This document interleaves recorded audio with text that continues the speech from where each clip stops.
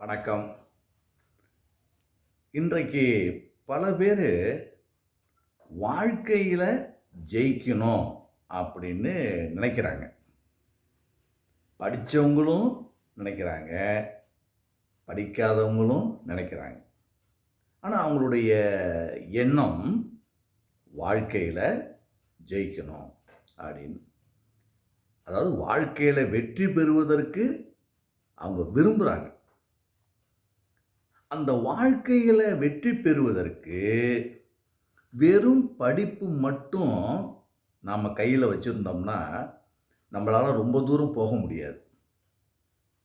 அந்த படிப்போடு இன்னும் சில கருத்துக்களை நாம் உள்வாங்கி நம்முடைய முன்னோர்கள் சொன்ன வழியில் பெரிய மேதைகளினுடைய வாழ்க்கை வரலாற்றில் இருக்கின்ற உண்மைகளை, சாதனை படைத்த மனிதர்களுடைய சரித்திரத்தை படித்து பார்த்து அதில் அவங்க எப்படி வெற்றி பெற்றாங்க அப்படிங்கிறத உள்வாங்கி பிறகு நம்முடைய பயணத்தை தொடர்ந்தோம் என்றால் வாழ்க்கையில் எல்லாரும் வெற்றி பெறலாம். குறிப்பாக வாழ்க்கையில் வெற்றி பெறுவதற்கு ஒரு சில வழிமுறைகள் இருக்கின்றன. என்னென்ன அப்படின்னு பார்த்தோம்னா, இலக்கு, அதாவது ஒரு எய்ம் இல்லாமல் நாம் வாழ்க்கையில் வெற்றியை தொட முடியாது. நாம் எங்கே போகிறோம், எதுக்காக போகிறோம், எப்படி போக போகிறோம், இன்னும் 3 ஆண்டுகளில் நம்முடைய சாதனை எப்படி இருக்கும், இன்னும் ஒரு 10 வருஷம் கழித்து நாம் இந்த சமுதாயத்தில் எப்படிப்பட்ட ஒரு தனிப்பட்ட மனிதனாக, வெற்றி பெற்ற மனிதனாக வாழப் போகிறோம் அப்படிங்கிற ஒரு உண்மையை நாம் இலக்கு மூலமாக நிர்ணயம் செஞ்சோம்னா வாழ்க்கையில் வெற்றியை பெறலாம். ஆக நம்ம முதல்ல என்ன வேணும்? இலக்கு வேணும். எந்த நேரத்தில் எந்த தொழிலை செய்யலாம், எப்படிப்பட்ட படிப்பை படித்தா எதிர்காலத்தில் சிறந்து விளங்கலாம், என்னென்ன திறமைகளெல்லாம் வளர்த்துக்கிட்டால் நம்ம வெற்றியை போய் அடைய முடியும், இப்படி பல கருத்துக்களை எல்லாம் யோசித்து இலக்கை சரியாக ஃபிக்ஸ் பண்ணி அந்த இலக்கு நோக்கி நடந்தோம்னா வெற்றியை பெற முடியும். சரி, அந்த இலக்கை அடையிறதுக்கு என்ன வேணும்? உழைக்கணும். நீ உழைக்க தயாராக இருக்கியா அப்படின்னு ஒரு கேள்வியை கேட்டால் பல பேர் பதில் சொல்ல மாட்டேங்கிறாங்க. வேலை வேணும், ஆனால் ரொம்ப உழைக்கக்கூடாது. நிறைய சம்பளம் வேணும், ஆனால் நிறைய நேரம் உழைக்க முடியாது. இப்படிலாம் பார்த்தோம்னா நாம் வாழ்க்கையில் பாதி தூரம் கூட போக முடியாது. தொடர்ந்து உழைத்து கொண்டே இருந்தோம்னா வாழ்க்கையில் ஜெயிக்க முடியும். கடின உழைப்புக்கு ஈடு வேறு எதுவுமே கிடையாது. There is no substitute for hard work அப்படின்னு ஒரு செய்தியே இருக்கு. உழைப்பை பற்றி எறும்பு தேனி நமக்கு கற்றுக் கொடுக்குதே.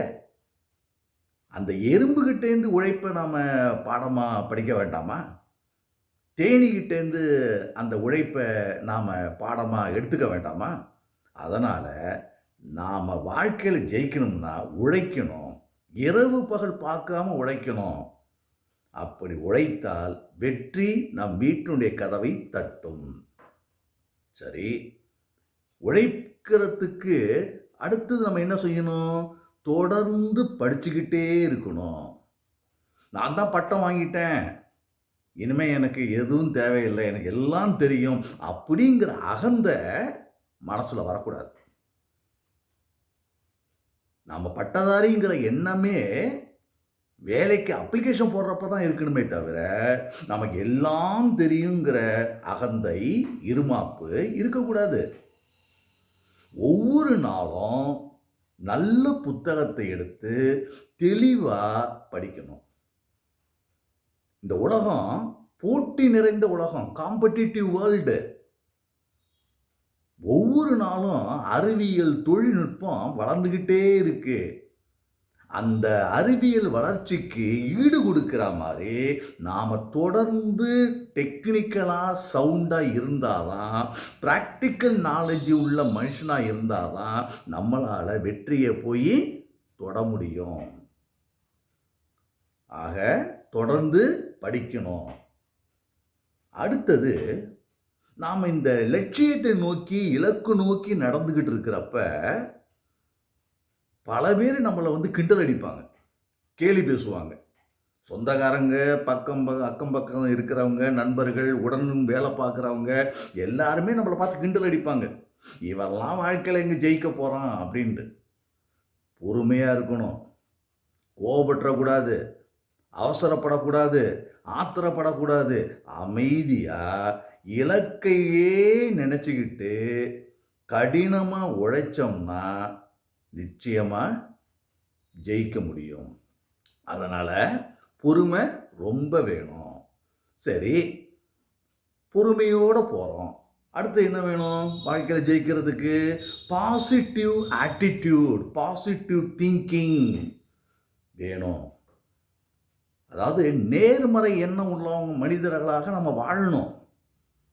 நம்ம வாழ்க்கையில் ஜெயிக்கணும்னா நமக்கு பாசிட்டிவ் திங்கிங் இருக்கிற மாதிரி நமக்கு நண்பர்களாக இருக்கிறவங்களும், நம்ம குடும்பத்தில் இருக்கிற உறுப்பினர்களும் பாசிட்டிவ் மைண்டட் பர்சனாக இருந்தால் தான் அவங்க மூலமாக நமக்கு சப்போர்ட் கிடைக்கும். மாறாக நெகட்டிவ் மைண்டட் பர்சன்ஸ் எல்லாம் நம்ம நண்பர்களாக வச்சுக்கிட்டோம்னா அவங்க வீணாக போகிறதோடு மட்டும் இல்லாமல் நம்மளையும் சேர்த்து இழுத்துக்கிட்டு போயிடுவாங்க. அதனால் நண்பர்களை தேர்ந்தெடுக்கும் போது கூட நம்ம எண்ணத்துக்கு தகுந்த மாதிரி பாசிட்டிவ் மைண்டட் பர்சனாக இருக்கானான்னு பார்த்து அதுக்கு பிறகு அவனை பக்கத்தில் வச்சுக்கணும். நெகட்டிவ் மைண்டட் பர்சனாக இருந்தால் உடனடியாக அவனை நம்மக்கிட்டேருந்து அப்புறப்படுத்திடணும். அதனால் நேர்மறை எண்ணம் இருந்தால் இலக்கு வெற்றி அடையும். நம்முடைய கடின உழைப்பு வெற்றியை கொடுக்கும். அடுத்தது, நல்ல உறவுகள் வேணும். ஒரு மனுஷன் வாழ்க்கையில் ஜெயிக்கணும்னா அவன் குடும்பத்தில் இருக்கிற உறுப்பினர்கள் அவனுக்கு நல்ல எண்ணங்களை கொடுக்கக்கூடியவர்களாக, அன்பு வார்த்தைகளை அள்ளி கொடுக்கக்கூடிய மனிதர்களாக இருக்கணும். குடும்பத்தில் நிம்மதி இல்லைன்னா நம்முடைய லட்சியத்தை அடையும் போது சிக்கல்கள் வரும்.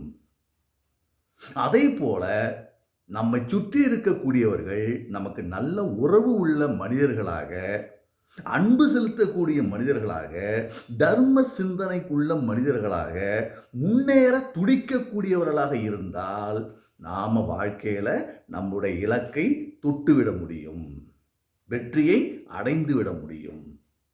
சரி, லட்சியம் இருக்குது, உழைக்க ரெடியாக இருக்கோம், நிறைய படிக்கிறோம், வீட்டில் இருக்கிறவங்களும் நம்ம சப்போர்ட் பண்ணுறாங்க, நண்பர்களும் சப்போர்ட் பண்ணுறாங்க. அடுத்து நமக்கு என்ன வேணும் தெரியுமா? ஹெல்த்து. உடம்பு நல்லா இருக்கணும். உடல் நலம் நல்லா இருந்தால் தான் எப்படிப்பட்ட வெற்றியையும் நம்மளால் அனுபவிக்க முடியும், நீண்ட காலம் அனுபவிக்க முடியும். உடல் நலம் இல்லாமல் நம்முடைய வெற்றியை நாமே அனுபவிக்க முடியாத. அதனால் ஹெல்த் இஸ் வெல்த்து அப்படிங்கிற ஒன்றை மனசில் வச்சுக்கிட்டு ஆரோக்கியமான உணவுகளை எடுத்துக்கணும், இயற்கை உணவுகளை எடுத்துக்கணும், பழங்களை எடுத்துக்கணும், நல்ல நிறைவான தூக்கம் இருக்கணும். அது அளவோடு கலந்த தூக்கமாக இருக்கணும். ரொம்ப தூங்கிடக்கூடாது, ஜெயிக்கணும்ல. அதனால் ஆரோக்கியமான இயற்கை உணவுகள், உடற்பயிற்சிகள், சரியான முறையான தூக்கம், இதெல்லாம் இருந்துட்டா நம்ம உடம்பு நிச்சயமாக நல்லா இருக்கும். நம்ம லட்சியத்தை அடைஞ்சு வெற்றி பெற்ற மனிதனாக இந்த சமுதாயத்தில் நிற்க முடியும். அடுத்தது, மிகப்பெரிய குறைபாடு நம்ம மக்கள்கிட்ட இருக்குது. என்னன்னு கேட்டால் டைம் மேனேஜ்மெண்ட். யாரும் அந்த நேரத்தை பற்றி கவலைப்படுறதே கிடையாது. 6 மணிக்கு ப்ரோக்ராம்னு போடுவாங்க இன்விடேஷனில், 7 மணிக்கு ஆரம்பிப்பாங்க. அதாவது அடுத்தவங்க நேரத்தை நம்ம வீணாக்குறோமேங்கிற எண்ணம் அவங்களுக்கும் கிடையாது. நாமளும் அதை பற்றி யோசிக்கிறது கிடையாது. நம்ம சொல்லுவாங்கல்ல, காலம் கண் போன்றது அப்படிம்பாங்க. ஆனால் நான் சொல்கிறேன், காலம் உயிர் போன்றது. உயிர் போயிட்டுன்னா திரும்ப வராது. அதை போல் ஒரு நொடி போயிட்டுன்னா திரும்ப பெறவே முடியாது. அதனால் காலத்தோடு இணைந்து, காலத்தோடு வாழ்ந்து, காலத்திலே நாம் கவனம் செலுத்தி வெற்றி பெற்ற மனிதர்களாக வருவதற்கு நேரம் மிக மிக முக்கியம். அதிகாலையில் எழுந்திரிக்கணும், நீராடணும், இறைவனை வழிபடணும். இன்னைக்கு செய்ய வேண்டிய வேலை என்னங்கிறத செக்லிஸ்ட் போட்டு காலையிலேருந்து ராத்திரி வரைக்கும் எந்தெந்த நேரத்தில் என்னென்ன பணிகள் இருக்குங்கிறத யோசித்து அதை முடிச்சுட்டு தான் படுக்கணும். அப்படி செஞ்சோம்னா காலம் நம்மை காப்பாற்றும். அடுத்ததாக, இறுதியாக, தன்னலம் இல்லாத ஒரு மனசு, தன்னலம் இல்லாத ஒரு பணி. நாம் செய்கிற வேலையில் சுயநலம் இருக்கக்கூடாது, பொதுநலம் வேண்டும். வாழ்க்கையில் நாம் ஜெயிச்சோம்னா அந்த வெற்றியை கொண்டாடுவதற்கு நம் உறவினர்கள் மட்டுமல்ல, சமுதாயத்தில் இருக்கின்ற மனிதர்களும் வருவார்கள். நம்முடைய வெற்றி நமக்கு மட்டும் மதிப்பை தராது, அடுத்தவர்களுக்கும் சேர்த்து தான் அந்த மதிப்பு கிடைக்கும். ஆதலால் சுயநலம் இல்லாமல் பொதுநலத்தோடு நம் வீடு மட்டும் என்று எண்ணாமல் நம் தேசத்திற்கும் நாம் பாடுபட வேண்டும் என்ற எண்ணத்திலே முயற்சி செய்தால் வாழ்க்கையில் வெற்றியை நிச்சயமாக நாம் அடைந்துவிட முடியும். ஆதலால் இந்த கருத்துக்களை மனதிலே பதிய வைத்து வெற்றி பெற்ற மனிதர்களாக நீங்கள் வர வேண்டும் என்று கூறி விடைபெறுகிறேன். நன்றி, வணக்கம்.